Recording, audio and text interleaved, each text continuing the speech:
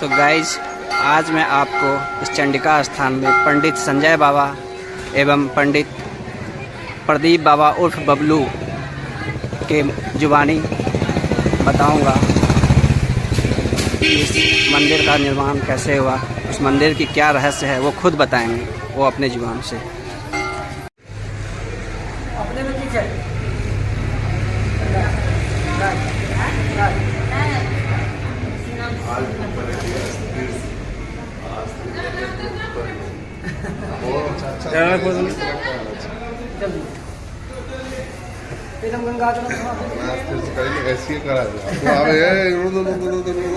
अगला आदमी की सुन लगे पूजा कराते हैं,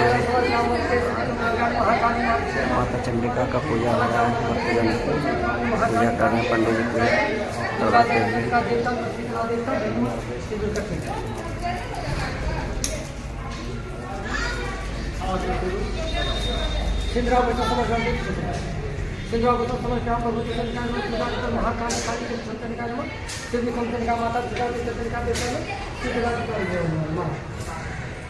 दो बाल बच्चा के नाम से कावन सब विश्व के चलो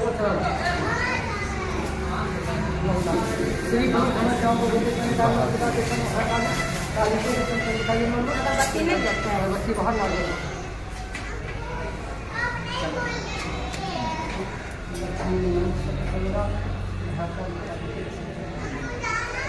महाकाली काली के चंडिका दुर्गा देवता चंडिका देवता शीतला देवता नैवेद्यम समर्पयामि भगवते सूर्यकम चंडिका महाकाली महालक्ष्मी महासती शक्तिपीठ विक्रम चंडिका जमा पुष्प पुष्पांजलि मंदिर चढ़ा दीजिए, महाकाली काली के नारियल चढ़ा दीजिए। श्री समर्पयामि भगवते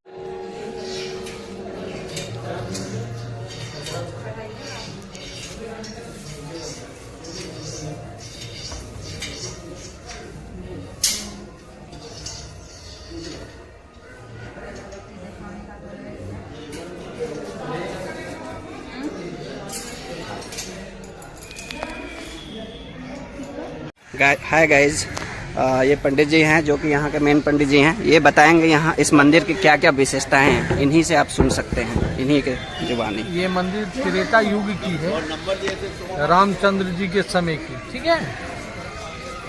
उस समय की ये मंदिर है, ये गंगा के किनारे बसी हुई मंदिर है, जो अब गंगा धीरे धीरे अपनी छोर बदल के ये स्कूल के बाद एक गांव पड़ती है, उस गांव के पास चली गई है, ठीक है। ये मंदिर की कहानी राजा कर्ण से जुड़ी हुई है। राजा कर्ण अंग देश के राजा थे, जिसमें मुंगेर, भागलपुर ये सब पड़ता था, लखीसराय हो गया, ये सब जिला पड़ता है। पहले ये अंग देश में थे, तो राजा कर्ण का जो स्थान था, निवास स्थान, वो बिहार योगा स्कूल अभी जो देख रहे हैं, योगाश्रम के नाम से प्रसिद्ध है, वही उनका कर्ण का गढ़ था, यानी घर रहने का घर था। यहाँ वो कष्टर्णी में स्नान करके सूंग के रास्ते से यहाँ के माँ के दरबार में स्नान ध्यान करके खोलते हुए कड़ाही में कूद जाते थे। कूद जाने के बाद माँ, उनका शरीर जब भस्म हो जाए तो माँ अपनी अमृत से उनको पुनः जीवित करके 7 मन सोना दान दिया करते थे, जो कि कर्ण चौड़ा के पास, जो अभी बिहार योगा ऑफिस स्कूल है, वहीं पे भिक्षुओं को, ब्राह्मणों को, पंडितों को और गरीब गुरुओं को वो दान दिया करते थे राजा कर्ण। ये बात की ख्याति फैलते फैलते उज्जैन के राजा थे विक्रमादित्य, जो सम्राट थे, उनको जब इस चीज़ की जानकारी हुई तो उन्होंने अपने भेष को बदल के इनके यहाँ नौकर के रूप में रहे थे। सारे वाकयात को पता लगाने के बाद राजा कर्ण से पहले वो 3 बार कूदे। जब चौथी बार कूदने लगे तो माँ उन्हें रोक दी। तो यही इनकी कहानी है। तो राजा कर्ण से यहाँ, तो ये जो माँ चंडिका कहलाती हैं, ये विक्रम चंडी कहलाती हैं, इसलिए उनके नाम से पहले उनका नाम, इसके बाद जो थैली से दान करते थे वो थैली और कलश का घड़ा रह गया, विक्रमादित्य ले लिए। तो वही कलश जो घड़ा पलटी है, कढ़ाई जहाँ पे काजल का तिलक लगाया जाता है, ये आँखों के रोगों के लिए दिया जाता है। अगर किन्हीं के आँख में माड़ी हो, फुल्ला हो, इस काजल लगाने से या लालिमापन आ गई हो तो वो धीरे धीरे कट के सही हो जाता है। उस काजल को बनाने के लिए गाय का घी और शुद्ध कपूर की जरूरत पड़ती है। और बोलिए। और पंडित जी आपका नाम? मेरा नाम संजय बाबा चंडी स्थान भी। और निवास आपका? मेरा यही मंदिर के पास सामने घर है। और ये कितने शक्तिपीठ में से एक आते हैं ना? 52 शक्तिपीठ, देवी मत भागवत के अनुसार 52 शक्तिपीठ है। और सभी नए नए शक्तिपीठों की खोज हो रही है, जो कि अभी किताब में वर्णित नहीं हुई है। तंत्र चूड़ामणि में अलग उसमें 75 बताया गया है। ये भगवान शिव जब लेके माता सती को लेके जा रहे थे तो उनका एक बायां अंग नेत्र गिरा हुआ है। जो सती लेके जा रही यज्ञ के स्थल से जब उनका शरीर को लिया तो धरती डमाडोल होने लगी। तो विष्णु के चक्र के आवेग से जहाँ जहाँ अंग कट के गिरा है, वो सारे अंग जहाँ जहाँ गिरे हैं वो शक्तिपीठ स्थल पर आए हैं। तो उसी में से ये एक है? एक है, 52 में से एक। 52 शक्तिपीठ में से एक है ये चंडिका स्थान। और यहाँ आश्विन के महीने में, ये दोनों नवरात्रा में और वैशाख के महीने में जब फिर फसल और सभी जगह की कट जाती है तो गांव से, देहात से, शहर से झुंड का झुंड यहाँ पशु बलि का संकल्प होता है तंत्र क्रिया के कारण। देखिए तंत्र लोग में भी जा रहे हैं, उन लोग को भी मिलेगा। साधना स्तर है, ये तंत्र मार्गी है, ठीक है। यहाँ तंत्र की पूजा होती है। और दुर्गा पूजा के समय में यहाँ पे बहुत ज़्यादा भक्तों का, उस पूजा में अष्टमी, सप्तमी, अष्टमी का विशेष श्रृंगार का महत्व है जो कराया जाता है आश्विन के महीने में। आश्विन के और चैत के के ठीक है पंडित जी, आपका बहुत बहुत धन्यवाद जो आपने। आयुष्मान हो, सस्ती लक्ष्य डाल दो, लक्ष्य इसमें डाल दो, पैसा इससे दिलवा दीजिए। तो इसमें लो डालो, इसमें इसमें इसमें इसमें यहाँ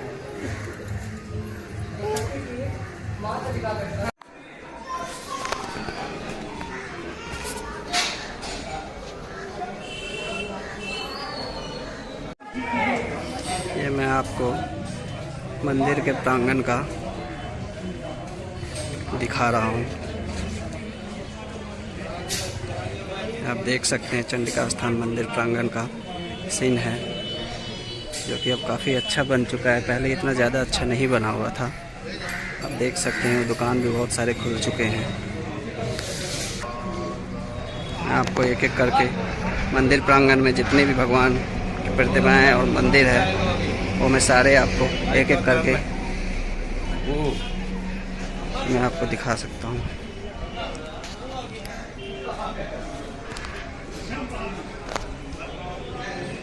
आप देख सकते हैं माता अन्नपूर्णा माता यहाँ पे स्थापित है, जो कि चंडिका स्थान के अंदर है।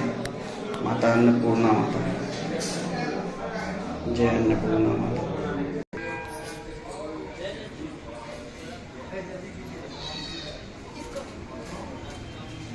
देख सकते हैं सभी भगवान का मूर्ति है, भक्त पूजा कर रहे हैं।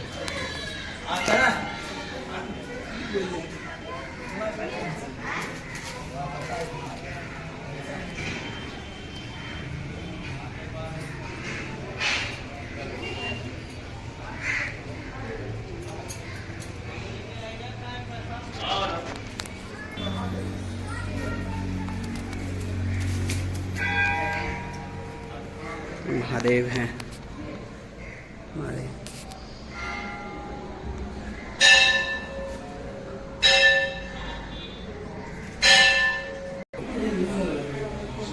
माता काली,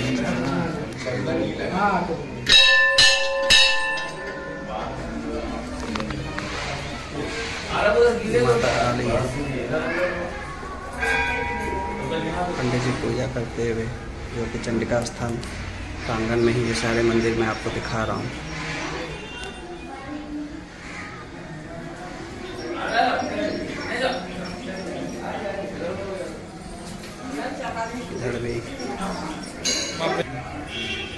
इधर भी महादेव विराजमान है।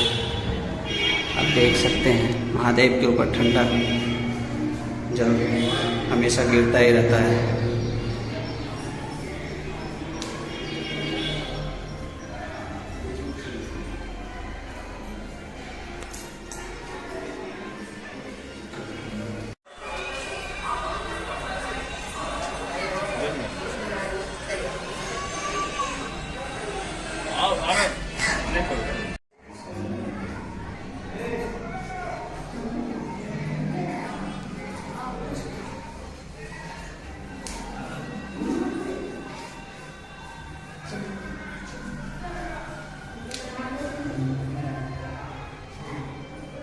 गाइस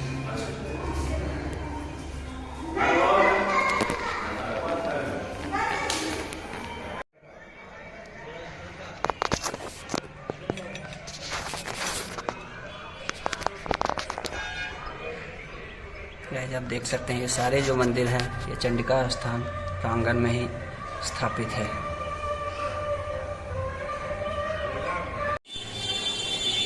गाइस ये मनोकामना मंदिर है, शिव जी का पूरा परिवार यहाँ पर स्थापित है। आप देख सकते हैं पंडित जी हैं।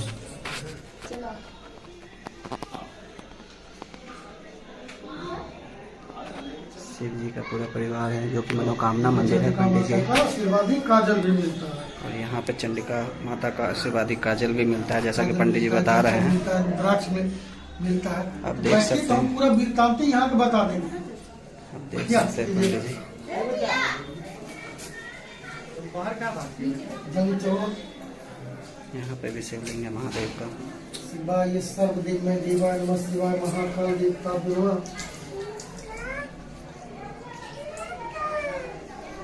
ये जिनकी जिनकी जो मनोकामनाएं हैं वो सारे यहाँ पे बांधे हुए हैं।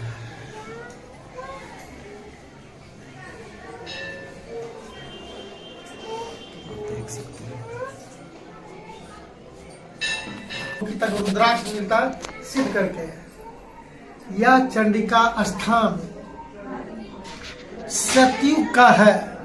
सतयुग में माता सती पार्वती जी का जो दूसरा रूप है सती, उनका यहाँ नेत्र गिरा है।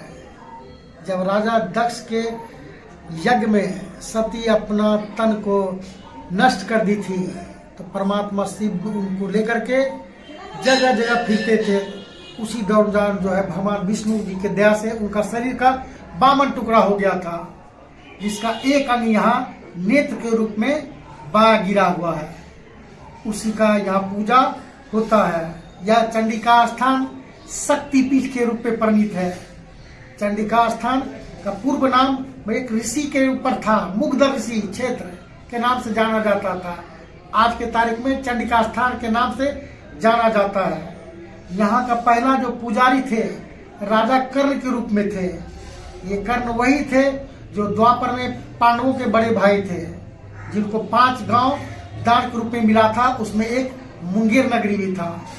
तो राजा कर्ण जब यहाँ पर आते थे तो बड़ी श्रद्धा और भक्ति से माँ चंडिका की पूजा करते थे। उन्होंने ही चंडिका स्थान चंडिका माता के नेत्र का खोज किया था।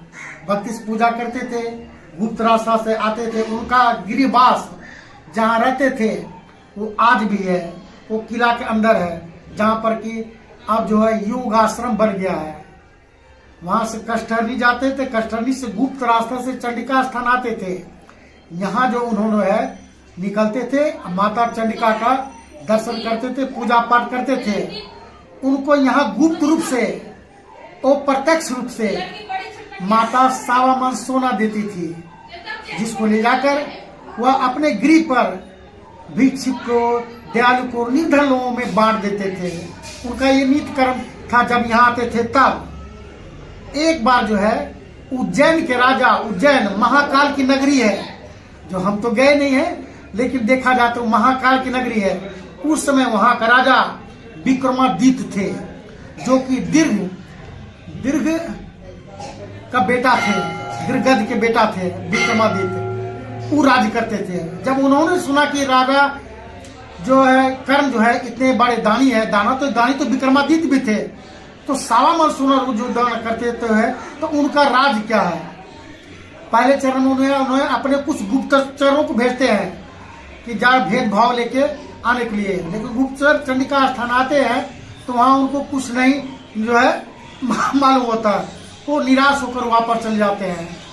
स्वयं विक्रमादित्य यहाँ के बात को जानने के लिए, यहाँ के बात के तह तक को जानने के लिए स्वयं आते हैं और राजा कर्ण के यहाँ एक जो है दासी के रूप में, नौकर के रूप में नौकरी करते हैं। बस यही शर्त पर नौकरी करते हैं कि जो काम किसी से नहीं होगा वह काम मैं करूंगा। राजा कर्ण उससे पर बहुत प्रसन्न थे और अपने साथ ही रखते थे। जहां जहां जाते थे उसको ले जाते थे। लेकिन विक्रमादित्य को स्वयं के ज्ञानी थे, स्वयं भी राजा थे।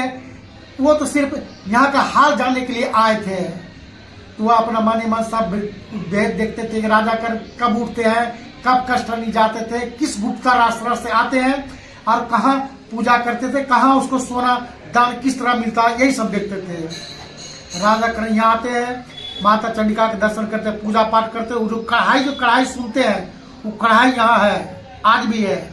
तो कढ़ाई सीधा था पहले, उसमें आपरूपी घी खौलते रहता था, जैसे आपरूपी जल सीता कुंड में खौलते रहता है, वहाँ कोई बटुआ लोहिया में नहीं खोलता है। तो राजा कर्ण परिक्रमा करने के उपरांत अपने आप को उस अग्नि जो उस खौलते हुए घी में अपने आप को समर्पित कर देते थे।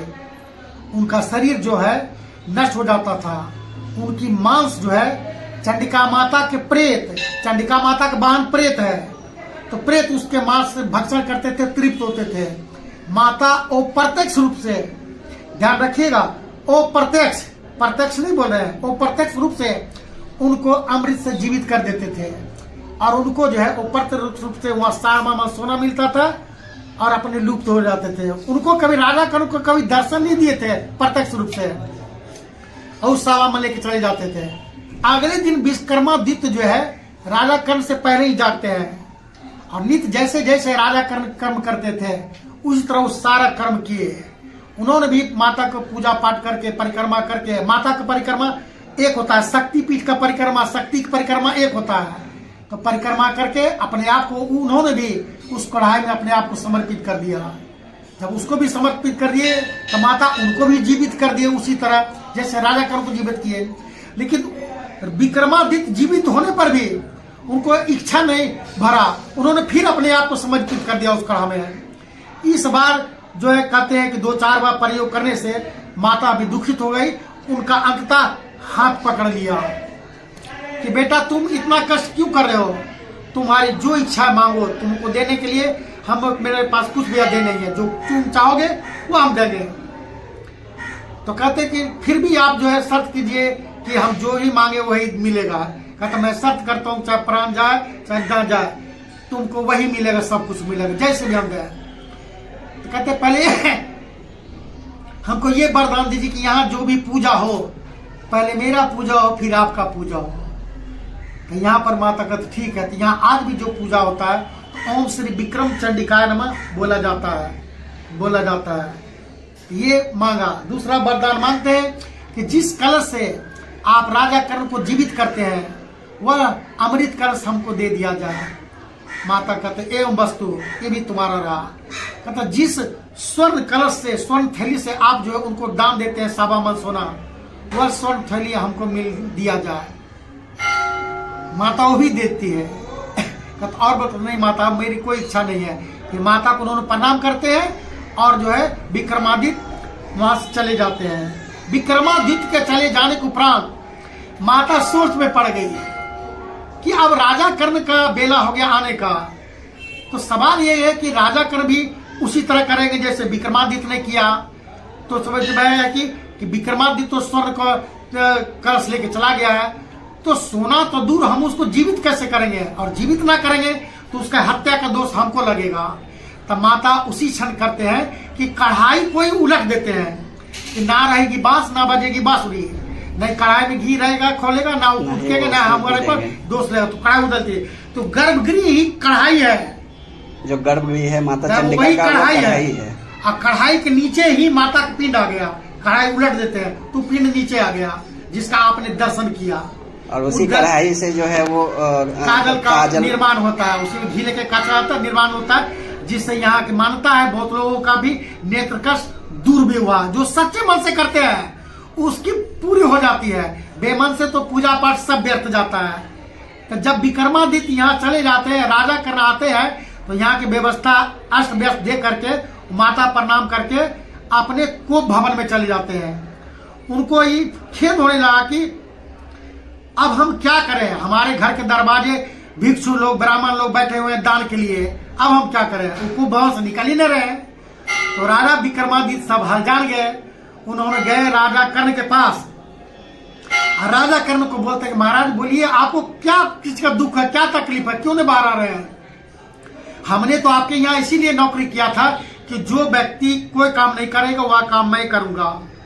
तो राजा कर्ण जो है अपने मन के सारा हाल विक्रमादित्य को बताते हैं। तो विक्रमादित्य हंसने लगते हैं और बोलते हैं कि महाराज मैं विक्रमादित्य उज्जैन का राजा हूँ, आपके यहाँ इसी बेस से आया था कि आप किस तरह से ये करते हैं। तो ये रहा स्वर्ण का थैली कलश, आप जब तक जीवित रहिए आप दान करते रहिए। और अमृत कलश लेकर विक्रमादित्य स्वयं अपने नगर उज्जैन महाकाल की नगरी आ जाते हैं, अपना राज करने लगते हैं। लेकिन वो अमृत का कलश जो है वो अपनी पत्नी को देती है, ये लो इस अमृत कलश को बढ़िया से रख दो, कि परमात्मा माता चंडिका का प्रसाद है, रख दो। उनकी पत्नी अपने घर ले जाती है, रख देती है। कुछ समय व्यतीत होने पर उसकी पत्नी सोचने लगती है कि ये अमृत पानी जैसा कलश हमें है, इसको करें तो क्या करें। वो किसी को दान कर देती है, जिसको दान करता है अगला वो किसी को दान करता है। दान किया वस्तु अगर आप दूसरे को दान कर देते हैं तो कर्म फल दुगना हो जाता है। वो अगर किसी को दान करते हैं तो उसका दूना कर्म फल उसको मिलता है। वो दान करते इस तरह करते रहता। इसी तरह दान होते होते एक धोबी के पास कलश अमृत का कलश चला आता है। तो वो धोबी बहुत ज्ञानी था। वो धोबी जो है उस अमृत कलश को लेकर के राजा विक्रमादित्य के पास ही चला गया कि महाराज हमको दान में एक अमृत कलश मिला है, हमारे प्रयोग का तो है नहीं, आपके प्रयोग में साथ काम आया, इसे आप ही संभालिए, आप ही की सेवा में अर्पित करता हूँ। जब विक्रमादित्य तो अपने उस कलश को देखते पहचान जाते हैं तो उसको परमात्मा का दिव्य ज्ञान होता है। वो उसी क्षण जो है सारा अमृत ग्रहण कर लेते हैं और वन की ओर परमात्मा का ध्यान, परमात्मा का चिंतन करने के लिए, जुटने के लिए वन राज सिंहासन पर अपने जो उत्तराधिकारी था उसको सौंप करके वन में प्रस्थान कर देते हैं। मैं कहानी यहीं तक जानता हूँ परमात्मा की कृपा से, जो मैंने आपके सामने परमात्मा के द्वारा मेरे मुख से निकल गया। हमारी तो शक्ति नहीं है कि माता का गुणगान कर सके, इनका तो गुणगान देवता करने में वो समर्थ है, तो हमारी क्या होती है। लेकिन इनकर कृपा से जो परमात्मा के देह से हम जाने वो आज हमने आपके सामने बता दिए। इस समय हम परमात्मा व्यास जी के द्वारा रचित मत्स्य पुराण सुख सागर अध्याय 13वां पढ़ रहे हैं। ये राजा परीक्षित का कहानी इसमें सुनाया जा रहा है। भगवान व्यास जी परमात्मा के अवतार थे। माता सत्यवती पराशर मुनि के बेटा थे व्यास जी, जो कि कहते कि ब्रह्मांड में एक ही पुराण है जिसको भगवान वेद व्यास जी ने उनको 4 टुकड़ा में वर्णित किया, 4 वेद बना दिया। इस पर भी उनका मन नहीं भरा तो उसमें से सारा सार निकाल करके महाभारत और 17 पुराण में बांट दिए, 17 पुराण बनाए। जब इस एक पुराण के 17 भाग 18 भाग विभाजन जब किए तब उनका नाम वेद व्यास जी पड़ गया, वेद व्यास जी। तो ये 18वां पुराण, ये मत्स्य पुराण जो कि कहते हैं ये सुख सागर भागवत पुराण बनाया गया है, जिसका रस जो है अमृत कथा जो है अपने मुंह से कान के रास्ते अपने शरीर में उतार रहे हैं, ये पढ़ा जा रहा है। यहाँ पर देखिए परमात्मा की कृपा से 18 पुराण 4 वेद है। ये सारा वेद सारा पुराण, हाँ सारे वेद यहाँ पे, हाँ 4 वेद है। यहाँ अर्थ वेद, साम वेद सब है यहाँ पर, सारे वेद पुराण, हाँ, यजुर्वेद, अर्थवेद, इस 4 वेद यहाँ पर रखा हो। इसी का अध्ययन परमात्मा की कृपा से हम करते हैं। पंडित जी आप कहाँ से बिलोंग करते हैं? हम यही चंडिका स्थान से बिलोंग करते हैं। यह हमारा घर यहाँ से 100 गज के दूरी पर है। क्या नाम आप अपना बताइए? मेरा नाम प्रदीप महाराज है, मेरा गोत्र पराशर है। तो गाइस आप सुन रहे थे महाराज पंडित, हमारे पिताजी यहाँ नहीं रहे, नहीं है, वो मृत्यु लोक को प्राप्त हो चुके हैं। बस हम परमात्मा की कृपा से उनके लिए पिंडदान गया में जाके कर चुके हैं परमात्मा की कृपा से। यहाँ भी जब पुराण वेद अध्ययन करते हैं, एक अध्याय जो जब करते हैं, तो जब ये जैसे कृष्ण पक्ष है, कृष्ण पक्ष पितरों का दिन होता है। कल से जो है पितरों की रात हो जाएगी 15 दिन। उन लोगों का 1 महीना बीतता है, हम लोग का 1 महीना बीतता है, तो पितरों का 1 दिन बीतता है। तो हम लोग अपना कर्म फल अध्याय का जो पढ़ते हैं, जो परमात्मा की पढ़ने से मुझे मिलता है, वह कर्म फल उनके नाम से भी दान करते रहते हैं। बिल्कुल कि हमारे पिता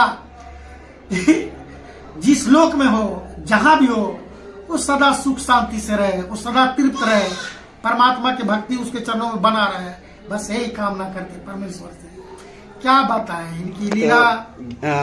गाइज आप सुन चुके हैं पंडित प्रदीप महाराज जी के मुंह से, जो कि चंडिका स्थान का जो भी रहस्य है, जो भी यहाँ का ये है, वो सारा ये बता चुके हैं। तो पंडित जी को हमारे चैनल की तरफ से धन्यवाद।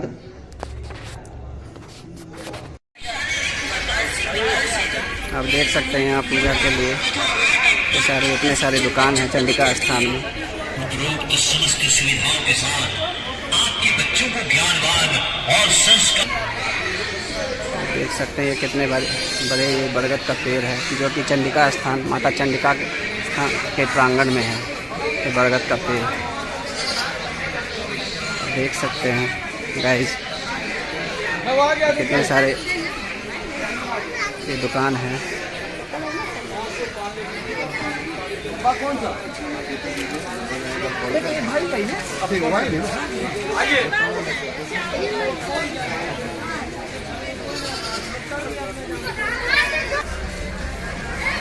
देख सकते हैं आप कितने सारे भक्तजन हैं यहाँ पे।